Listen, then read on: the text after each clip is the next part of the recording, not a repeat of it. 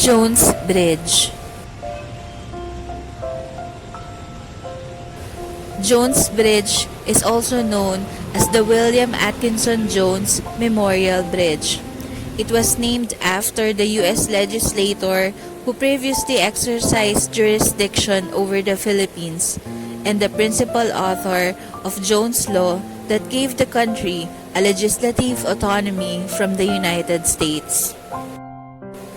It was built to replace the Puente de España or the Bridge of Spain that connects Quintin Paredes at Binondo District to Padre Burgos Avenue at Ermita District.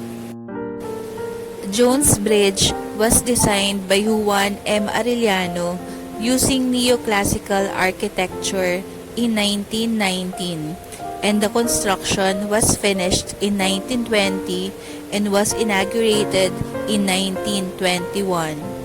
The bridge has a span of 300 meters or 984 feet. The bridge features 3 arcs resting on 2 heavy piers adorned by faux stone and concrete ornaments, as well as the 4 La Madre Filipina sculptures on concrete plinths, allegorically representing motherhood and nationhood. The original bridge was destroyed in 1945 during the Battle of Manila and was reconstructed in 1946 under the Philippine Rehabilitation Act of 1946. The bridge retained the 3 arcs and the 2 piers but removed all the ornaments. The bridge designed by Arellano was a magnificent example of beauty and architecture. Similar on the Point Alexander III in Paris, the lampposts, balustrades, finials, and moldings were similarly treated.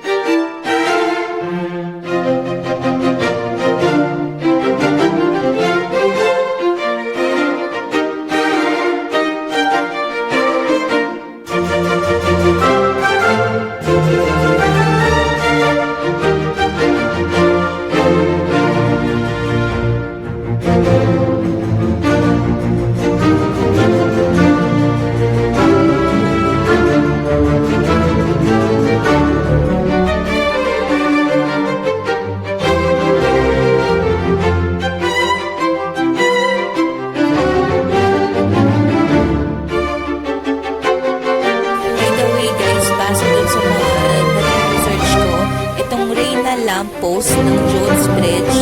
Meron siyang kahawig dun sa lamppost doon ng Puente de España.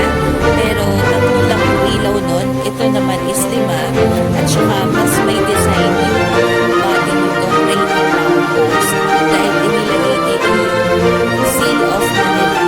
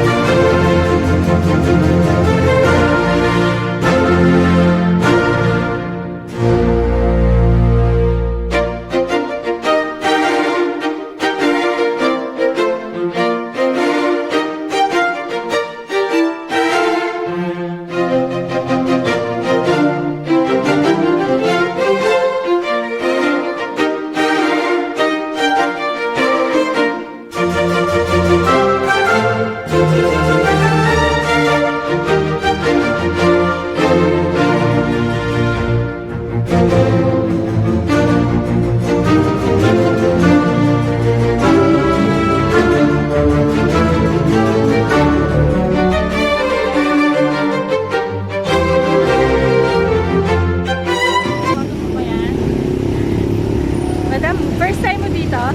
First time po. Anong masasabi mo sa Jones Bridge? Maganda yung ginawa ni Yormen. Para naging tourist spot.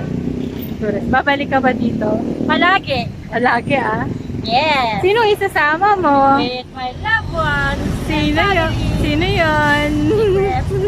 Please like and subscribe.